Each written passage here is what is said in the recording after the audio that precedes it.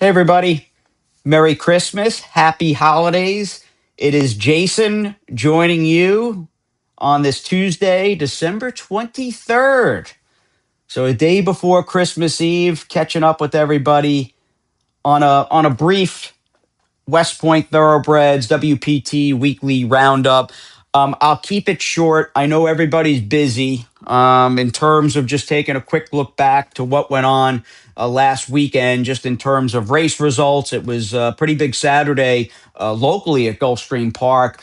Looking at the entire card from a macro standpoint, right? It was Pegasus Prep Day. You had a number of stakes with big implications moving forward to the Pegasus. For us, none more important than Cugino's run in the Fort Lauderdale Stakes. But we also had Pillar of Beauty, who was terrific, winning her first start for trainer Bill Mott. Over at Fairgrounds, why don't I just give my 2 cents as far as Reagan's Honor is concerned? In terms of his debut, I mean, in the cold light of day, that's probably more or less what I expected. Just as far as what's been communicated and shared from Cherie and her team, they have said all along he's a colt that has some quality that can run, but he was probably going to need a race to get going. And, slotting that in to basically a distance where, I'm sure I wasn't alone feeling looking at his pedigree, Cherie's training style. Going 3/4 first time out probably was not going to be you know, all that all that exciting for lack of a better term for Reagan's Honor, or at least as far as his sweet spot. That's a better way to put it. Like I think he's a horse as we go on who's going to show his best with racing experience and certainly running beyond 6 furlongs. But all in all, good effort to get him going. Did he blow me away? No, but he finished up with some interest from off the pace. Clearly speed did pretty well, and horses with experience did pretty well in his maiden race. And I watched one on Saturday in his first start. He's a horse, depending upon the field and what it looks like, I would seriously consider betting in his second start. So glad he bounced out of the race in good shape. We didn't get the big, quick turnaround, monster effort back to back out of Legalize in the Buddy DiLiberto stakes on the grass.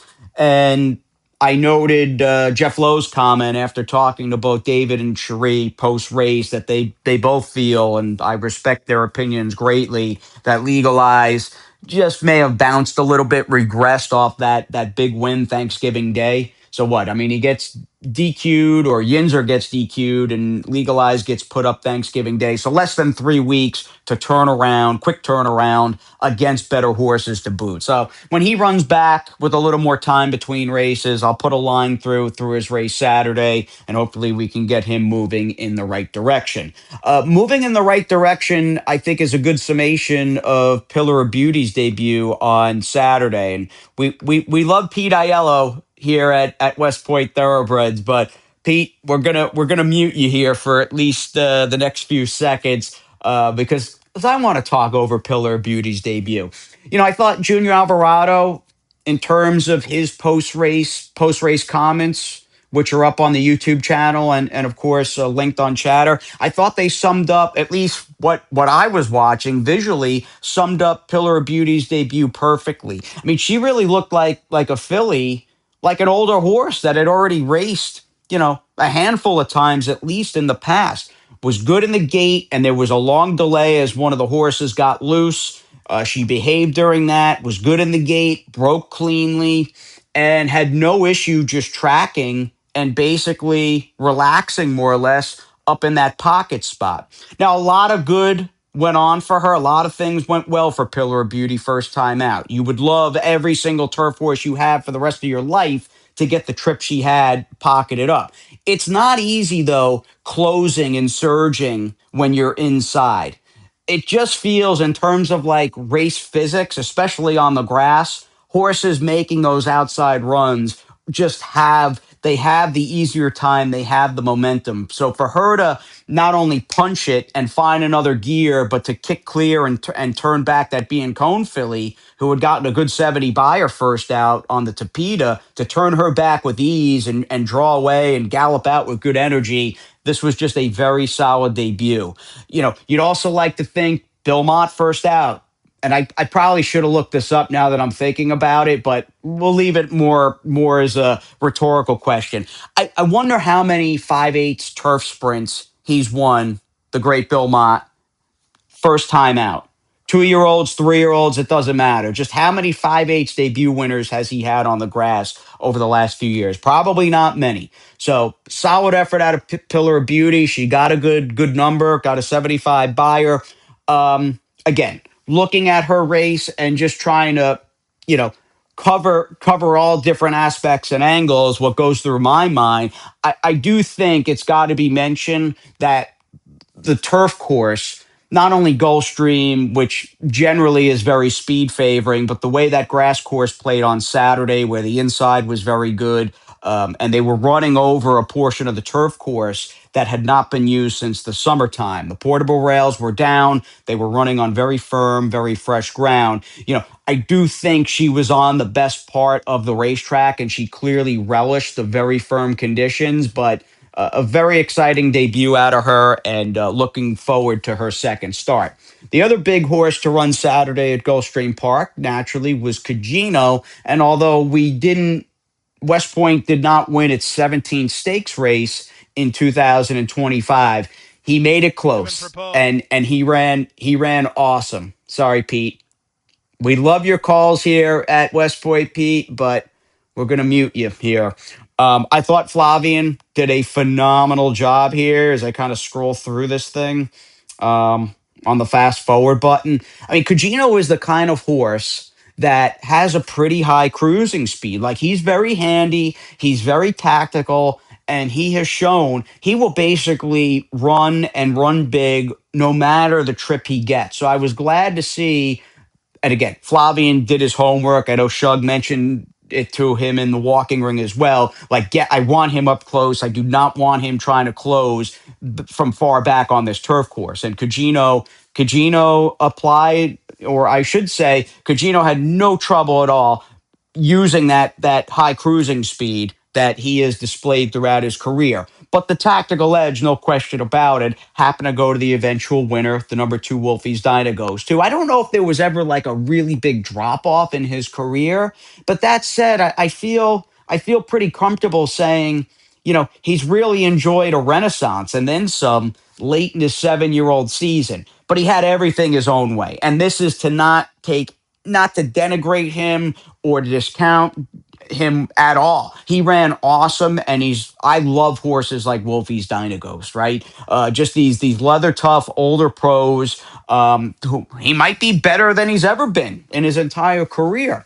But he definitely, between the trip that he pulled with Quattrocento, not really putting all that much pressure on him, at least as far as like the first 3/4 of the race, give or take, was concerned, and the turf course and conditions at Gulfstream Park, all of that, no doubt, mixed up and sort of stirred together in the pot, helped him defeat our horse by about 3/4 of a length.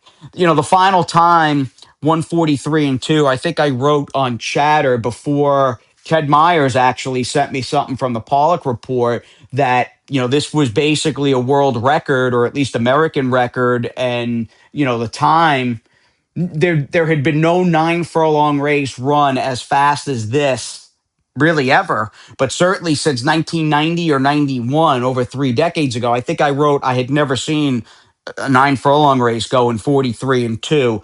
And again, not to discount Wolfie's Dynaghost or Cugino, but I have long and often subscribed to the notion that, generally speaking, track records track records are set by track superintendents. And I don't want that to sound jaded, but how often have we seen on big racing days, a racing surface just be lightning, lightning, lightning fast? And I certainly think, although Wolfie's Dynaghost and Cugino are two very talented horses, they caught a very firm turf course. And that more than anything was responsible for them basically running 43-2. But the moral of the story is Cugino ran gigantic. Going to see the horse, I stopped by with Ted and Kathy, and shout out to Rita Myers, Kathy's mom, who got the Gulfstream. It was great, great seeing them on Saturday. We went over and stopped by Cugino on a Sunday morning, and Shug was like, "Look, came out of the race in great shape, and Cugino was just turning 5. He's like, I think he's the best is yet to come with him." And then you slot in Ohana Honor. Battle of Normandy. We'll have integration coming back. We have got West Point has got some collection of older turf horses with Shug. So great efforts out of Cugino and Pillar of Beauty. Will that turf course at Gulfstream Park be as kind to speed? And that's probably putting it lightly. Going forward, looking at the Christmas Eve card as it was this past weekend. We shall see, because we do have Curly Q Girl entered on Christmas Eve. In fact, I love seeing 3 West Point horses entered on Christmas Eve. So Florida, we've got sort of both coasts cornered, if you will. Curly Q going in the first tomorrow at Gulfstream Park, and then across the state, way down across Alligator Alley, we've got Start to Win and Creed's Vision, who for an open maiden special, Tampa Bay or otherwise, pretty lean race. It looks to my eyes on paper. I'll be disappointed. I know both horses look a little different. Where Start to Win, well, they're both first time Arnold. But Start to Win's run recently, Creed's Vision is coming off a layoff. But although they look a little different on paper, different profiles, I'll be disappointed if they don't both run well on that spot. And we'll see. I mean, Curly Q's first 2 races in Saratoga I thought were excellent. I was I was really bummed with her effort October 5th downstate on the Aqueduct turf course. It just wasn't good. Drawing a line through her dirt race last time out. But this, I feel pretty I just feel real. I feel real and comfortable saying like this is kind of a pivotal race for Curly Q Girl. Again, hopefully speed is not insanely unbeatable and she gets a fair trip. And we'll see what she's made of in the Christmas Eve opener. Band on the Run running on Saturday at Tampa Bay Downs. She improved. Took that nice step forward, first to second start that you want to see. Will that hopeful improvement or optimistic improvement, will it be as sizable or noteworthy second to third start? I saw Chad's got a couple of well-bred maidens in the field, and it is a big field. So good luck to her.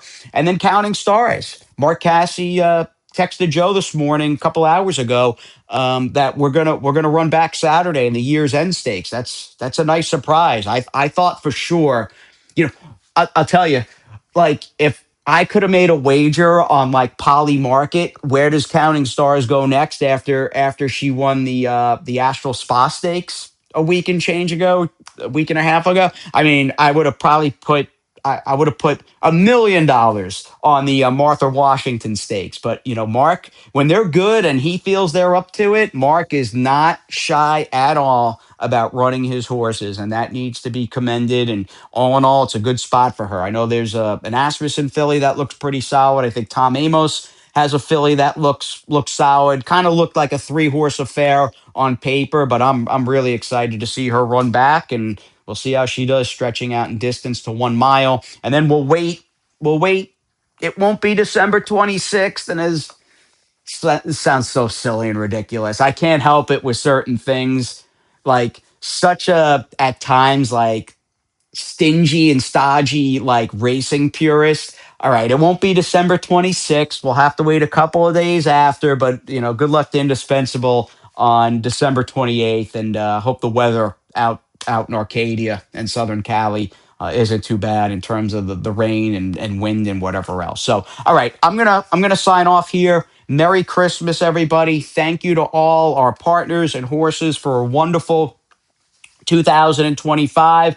I'm getting to wear my ugly horse racing Christmas sweater to Gulfstream tomorrow for Curly Q Girl, given to me a couple of years ago. I know the whole team got him by Craig Barr. So, Craig, your shout out. I only get to rock that sweater once a year, but I'm going to wear it to the races for the first time tomorrow. So, who knows? Maybe a picture will be shared on Chatter.